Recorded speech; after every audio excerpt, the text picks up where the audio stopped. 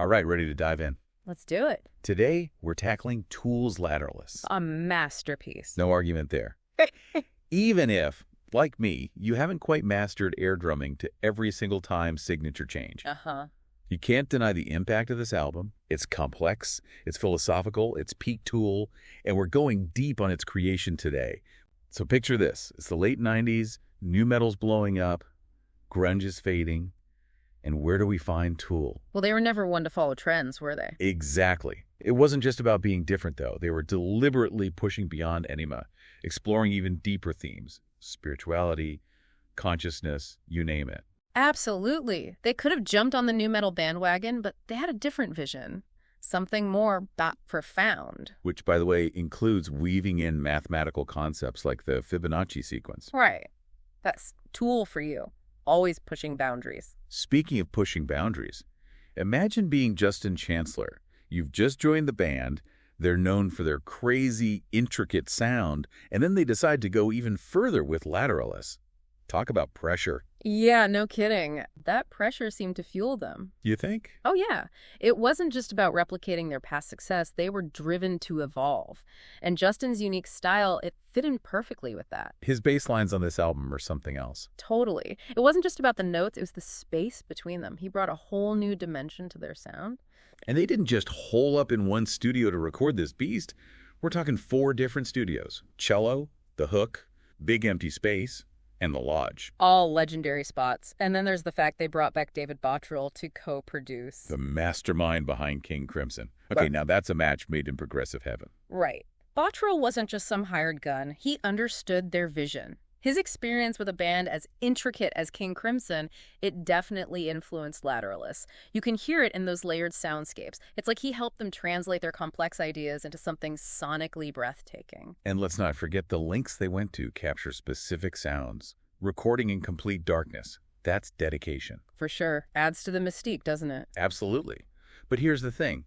Despite its complexity, Lateralus wasn't just a hit with critics, it exploded commercially. #1 on the Billboard 200. That's huge. It tells you something about Tool's fan base. Right. They were hungry for something different, something that challenged them. Totally. And the critics, they weren't just impressed, they were blown away. Schism even won a Grammy.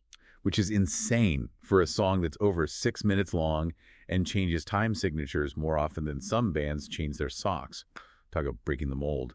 And then there's their decision to tour with King Crimson after Lateralus dropped. Wow, yeah. It's like Maynard said, like Lenny Kravitz playing with Led Zeppelin. High praise. It shows how much respect they had for each other musically and their shared desire to push the boundaries. But even with all this success and acclaim, what really gets me about Lateralus, What's that? it's the way it connects with you on a personal level. Totally. And that, my friend, is where we'll pick things up in part 2. So we ended on this idea of Lateralus connecting on a personal level. And for me, part of that is the album's, shall we say, more esoteric elements. You mean things like the Fibonacci sequence popping up in the title track? Exactly. That kind of stuff always threw me a bit. Fibonacci sequences in a metal song. It's like, where do you even begin to unpack that? Well, it's not as random as it might seem. The Fibonacci sequence, where each number is the sum of the 2 before it, like 1, 1, 2, 3, 5, 8, it appears everywhere in nature. The spiral of a nautilus shell, the arrangement of seeds in a sunflower. Okay, I've heard that before, but I'm not sure I ever connected the dots. Well, Tool is reflecting that natural order, that mathematical elegance in their music. It ties into the themes of interconnectedness, the search for these universal truths that run through Lateralus. They aren't just making music, they're creating a sonic representation of these patterns that govern, well, everything. Whoa, okay. That's pretty mind-blowing. So they're hiding these deeper meanings in plain sight. Kind of like with, Fape de Oyad. You were about to spill the tea on that one before the break. Right. This is where Tool's playful side comes out. They love messing with their fans a little. You play Fape de Oyad in reverse. And who hasn't tried this, right? Guilty as charged. You can hear this distorted voice, probably Maynard, saying, well, it's a little cheeky. Let's just say it involves a certain part of Maynard's anatomy and move on. Exactly. Classic Tool. Subversive, unexpected, keeps everyone guessing. And it wasn't just hidden messages either. Remember, they deliberately chose not to release official lyrics of their albums for the longest time. Which is so interesting, especially back then when lyric booklets were, like, a given. It was a bold move. They wanted you to engage with the music, not just passively consume it. By holding back the lyrics, they were inviting their fans to come up with their own interpretations, to participate in this sonic treasure hunt, you know? So it's like they trusted their listeners to meet them halfway, to put in the work to understand. And of course, it's not just about the music itself, right? The artwork for Lateralus is a whole other beast. Oh, absolutely. The artwork, created by Adam Jones with Alex Gray. Man, that's a trip in itself. It's not just visually stunning, it's a visual representation of everything the album's about. Spirituality, interconnectedness, exploring human consciousness. It's all there. I remember spending hours just staring at that cover, trying to figure it all out. Every time I looked, I'd see something new. That's the beauty of it, right? It's like a visual echo of the music itself. And even the singles released from Lateralus, they were anything but typical. Yeah, you've got Schism, Parabola, Lateralus itself. None of those are exactly radio-friendly hits. Not even close. These were complex, demanding songs. They grabbed your attention, made you think. They weren't just background noise. They were an invitation to really dive in, to get lost in that sonic labyrinth Tool had created. And that, I think, is why Lateralus has endured. It wasn't just about catchy hooks. It was about pushing boundaries, sonically, thematically, you name it. Exactly. It resonated with people then, and it still does now. But you also got to consider when it came out, it wasn't that long after 9/11, a time of, well, immense grief, uncertainty. A lot of people were questioning, well, pretty much everything. Wow, yeah. I hadn't thought about that. So Lateralus wasn't just an album. It was this soundtrack for a generation dealing with some really heavy stuff. And maybe that's why it still hits home today, you know? When so much feels chaotic and uncertain, Lateralus offers this path inward, a space to think, to contemplate. It's that reminder that there's always more to learn, more to explore, both within ourselves and in the world. And sometimes those journeys are both challenging and incredibly rewarding at the same time. Speaking of journeys, we've got one more leg of our Lateralus deep dive to go.